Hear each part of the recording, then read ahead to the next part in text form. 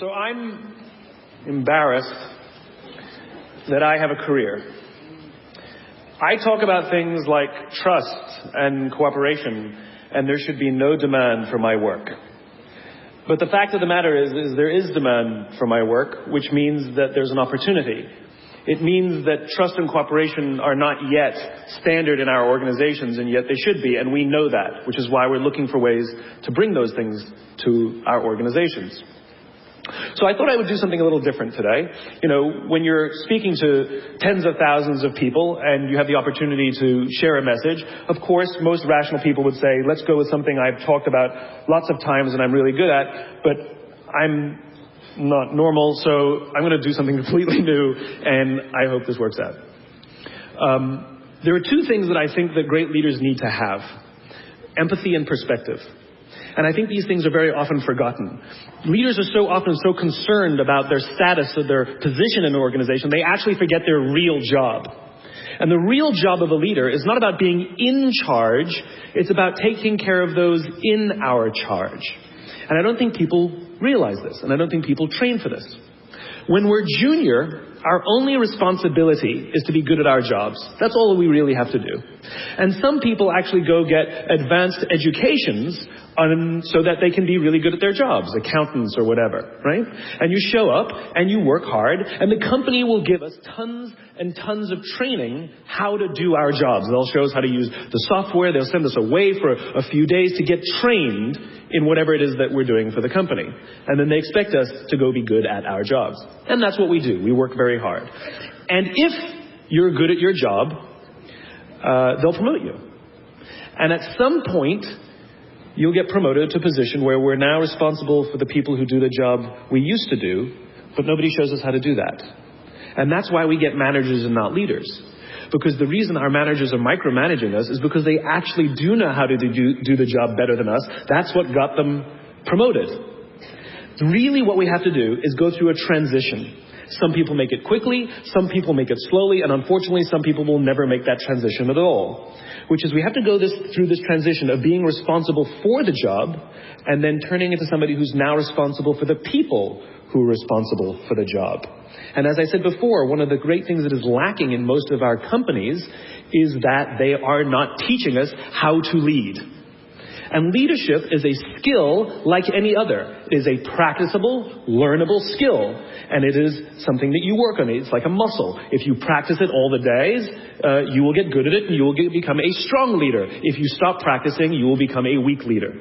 Like parenting, everyone has the capacity to be a parent. Doesn't mean everybody wants to be a parent, and doesn't mean everybody should be a parent. Leadership is the same. We all have the capacity to be a leader. Doesn't mean everybody should be a leader, and it doesn't mean everybody wants to be a leader. And the reason is because it comes at great personal sacrifice. Remember, you're not in charge, you're responsible for those in your charge. That means things like when everything goes right, you have to give away all the credit. And when everything goes wrong, you have to take all the responsibility. That sucks, right? It's things like staying late to show somebody what to do. It's things like when something does actually break, when something goes wrong, instead of yelling and screaming and taking over, you say, try again. When the overwhelming pressures are not on them, the overwhelming pressures are on us. At the end of the day, great leaders are not responsible for the job. They're responsible for the people who are responsible for the job. They're not even responsible for the results. I love talking to CEOs and say, what's your priority? And they put their hands on their hips all proudly and say, my priority is my customer. I'm like, really? You haven't talked to a customer in 15 years. There's no CEO on the planet responsible for the customer. They're just not. They're responsible for the people who are responsible for the people who are responsible for the customer. I'll tell you a true story. A few months ago, I stayed at the Four Seasons in Las Vegas. It is a wonderful hotel. And the reason it's a wonderful hotel is not because of the fancy beds. Any hotel can go and buy a fancy bed. The reason it's a wonderful hotel is because of the people who work there. If you walk past somebody at the Four Seasons and they say hello to you, you get the feeling that they actually wanted to say hello to you. It's not that somebody told them that you have to say hello to all the customers, say hello to all the guests, right? You actually feel that they care. Now, in their lobby, they have a coffee stand. And one afternoon, I went to buy a cup of coffee, and there was a barista by the name of Noah who was serving me. Noah was fantastic. He was friendly and fun, and he was engaging with me, and I had so much fun buying a cup of coffee, I actually think I gave 100% tip, right? He was wonderful. So as is my nature, I asked Noah, do you like your job? And without skipping a beat, Noah says, I love my job. And so I followed up. I said, what is it that the Four Seasons is doing that would make you say to me, I love my job? And without skipping a beat, Noah said, throughout the day, managers will walk past me and ask me how I'm doing, if there's anything that I need to do my job better. He said, not just my manager, any manager. And then he said something magical. He says, I also work at Caesar's Palace. And at Caesar's Palace, the managers are trying to make sure we're doing everything right. They catch us when we do things wrong. He says, when I go to work there, I like to keep my head under the radar and just get through the day so I can get my paycheck. He says, here at the Four Seasons, I feel I can be myself. Same person, entirely a different experience from the customer who will engage with Noah. So we in leadership are always criticizing the people. We're always saying, we've got to get the right people on the bus. I've got to fill my team. I've got to get the right people. But the reality is, it's not the people. It's the leadership. If we create the right environment, we will get people like Noah at the Four Seasons. If we create the wrong environment, we will get people like Noah at Caesar's Palace. It's not the people. And yet we're so quick to hire and fire. You can't hire and fire your children. If your kids are struggling, we don't say, you got to see at school, you're up for adoption. So why is it that when somebody has performance problems at work, why is it that our instinct is to say, you're out? We do not practice empathy. What does empathy look like? Here's the lack of empathy. This is normal in our business world. You walk into someone's office, someone walks into our office and says, your numbers have been down for the third quarter in a row. You have to pick up your numbers, otherwise I can't guarantee what the future will look like. How inspired do you think that person is to come to work the next day? Here's what empathy looks like. You walk into someone's office, someone walks into your office and says, your numbers are down for the third quarter in a row. Are you okay? I'm worried about you. What's going on? We all have performance issues. Maybe someone's kid is sick. Maybe they're having problems in their marriage. Maybe one of their parents is dying. We don't know what's going on in their lives. And of course it will affect performance at work. Empathy is being concerned about the human being, not just their output. We have, for some reason, our work world has changed over the past 20 and 30 years. We are suffering the side effects of business theories left over from the 80s and 90s. And they are bad for people, and they are bad for business. Let me give you an example. The concept of shareholder supremacy was a theory proposed in the late 1970s. It was popularized in the 80s and 90s. It is now standard form today. You talk to any public company and you ask them their priority and they say maximize shareholder value. Really? That's like a coach prioritizing the needs of the fans over the needs of the players. How are you going to build a winning team with that model? But that's normal today. We don't even perceive it as broken or damaged or wrong or outdated. Remember, the 80s and 90s were boom years with relative peace and a kinder, gentler Cold War. Nobody was practicing hiding under their desks in school anymore. We are no longer in those times. These are no longer boom years. These are no longer peaceful times, and those models cannot work today. Here's another one. Mass layoffs. Using someone's livelihood to balance the books. Right? It's so normal in America today that we don't even understand how broken and how damaging it is, not only to human beings, but to business. You know, companies talk about how they want to build trust and cooperation and they announce a round of layoffs. Do you know the quickest way to destroy trust and destroy cooperation in a business, literally in one day? Lay people off. And everyone gets scared. Right? Can you imagine sending someone home to say, honey, I can no longer provide for our family because the company missed its arbitrary projections this year? And forget about the people who lost their job. Think about the people who kept their jobs. Because every single decision a company makes is a piece of communication. And the company has just communicated to everybody else, this is not a meritocracy. We don't care how hard you work or how long you've worked here.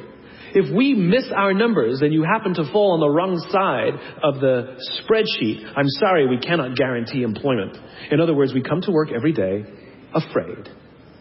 And we're asking our youngest generation to work in environments where how would any of us ever stand up and admit, I made a mistake? We're constantly being told, you have to be vulnerable. Leaders are vulnerable. What does that even mean? It doesn't mean you walk around crying, I'm vulnerable, right? No, what vulnerability means is you create an environment in which someone feels safe enough to raise their hand and said, I don't know what I'm doing. You've given me a job and I haven't been trained to do it. I need help. I made a mistake. I screwed something up. I'm scared. I'm worried. All of these things no one would ever admit inside a company because it puts a target on your head in case there's another round. And so we keep it to ourselves. And how can a company ever do well if nobody's ever willing to admit they made a mistake, that's scared, or they don't know what they're doing? And so we've literally created cultures in which every single day everybody comes to work and lies, hides, and fakes. And we're asking our youngest generation to work and succeed and find themselves and build their confidence and overcome their addiction to technology and build strong relationships at work. We're asking them to do this, and these are the environments we've created. We keep saying to them, you're the future leaders. We're the leaders now. We're in control. What are we doing? This is what empathy means. It means if there's an entire generation struggling, maybe it's not them. It's like, the only thing that the common factor in all my failed relationships? Me. Same thing.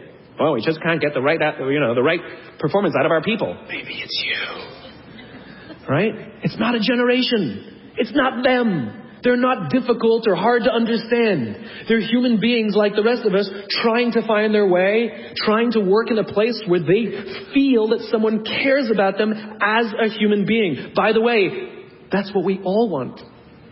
In other words, it's not even generational. It's all of us. This is the practice of empathy. That if we're struggling to communicate to someone, if we're struggling to help someone be at their natural best, I'm tired of people saying to me, how do I get the best out of my people? Really? That's what you want? They're like a towel, you just wring them. How can I get the most out of them? No. How do I help my people be at their natural best? Right? We're not asking these questions. We are not practicing empathy. We have to start by practicing empathy and relate to what they may be going through. And it will profoundly change the decisions we make. It will profoundly change the way we see the world. Someone's driving to work. You're driving to work. And someone wants to cut into your lane. What do? Do you pull your car up, or do you let them in? Most of us pull our cars up and go like this. You wait your turn. Now let's practice empathy. I don't know. Maybe they've been out of work for 6 months. Maybe they had trouble getting the kids out to school this morning, and now they're running late for a really important interview, and they just have to get to this interview, and they're going to cut into our lane. Or maybe they're just a bastard. I don't know. But that's the point. We don't know. We don't know. And the practice of empathy will say, I'll let them in, and I'll arrive to work 1 car length late. Right? We don't always have to be right. We don't always have to be in charge. We don't always have to be the one who succeeds. It's not about winning or losing. And that's where I go to the second point. After empathy comes perspective, where it's not about winning or losing. In game theory, there are 2 kinds of games. There are finite games and there are infinite games. And this is how you're going to change your perspective. Right? A finite game is defined as known players, fixed rules, and an agreed upon objective. Baseball, for example. We know the rules, we all agree to the rules, and whoever has more runs at the end of 9 innings is the winner, and the game is over. No one ever says, we can just play 2 more innings, I know we can come back. It doesn't work that way. The game is over. Right? That's a finite game. Then you have an infinite game. Infinite games are defined as known and unknown players. The rules are changeable, And the objective is to keep the game in play, to perpetuate the game. When you pit a finite player versus a finite player, the system is stable. Baseball is stable, right? When you pit an infinite player versus an infinite player, the system is also stable. Like the Cold War, for example. Because there cannot be a winner and a loser. There are no winners and losers in an infinite game, right? It doesn't exist. And because there are no winners or losers, what ends up happening in the infinite contest is players drop out when they run out of the will or the resources to play. But there's no winners or losers.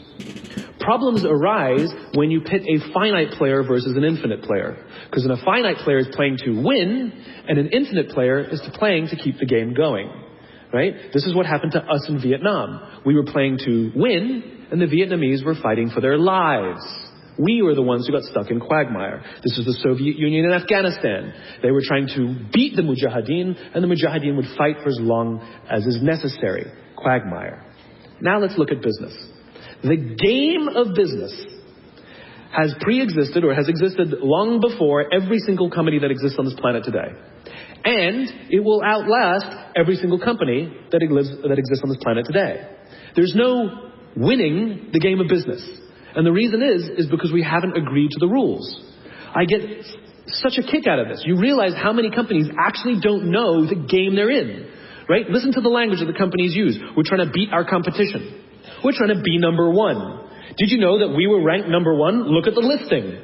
Based on what criteria? Revenues, profits, market share, square footage, number of employees. Based on what time frame? A quarter, a year, 5 years, 10 years, 20 years, 50 years, 100 years? I haven't agreed to those standards. How can you declare yourself the winner? How can you declare yourself number one when no one else in the game has agreed to the rules?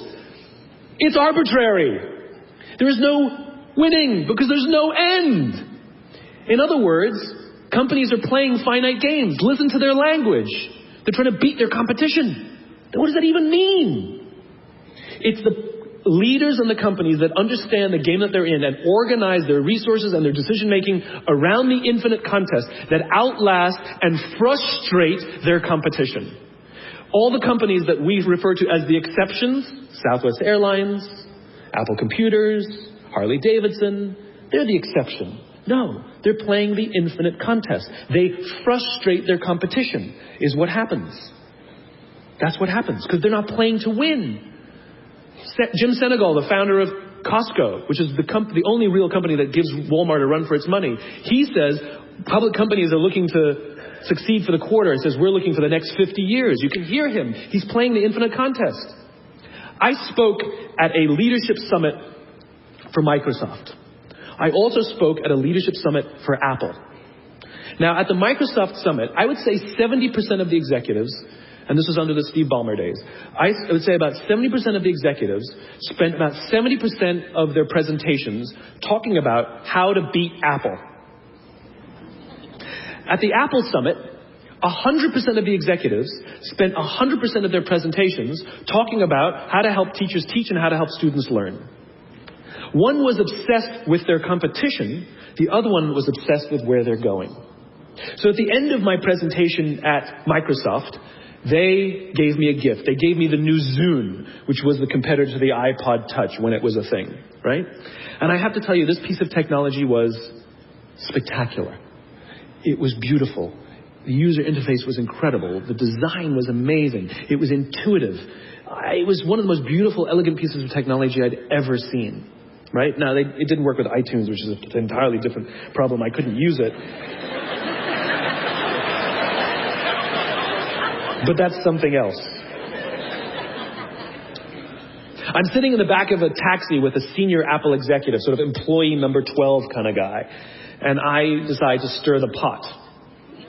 And I turn to him and I say, you know, I spoke at a Microsoft summit and they gave me their new Zune. And I have to tell you, it is so much better than your iPod Touch. And he turned to me and said, I have no doubt. Conversation over.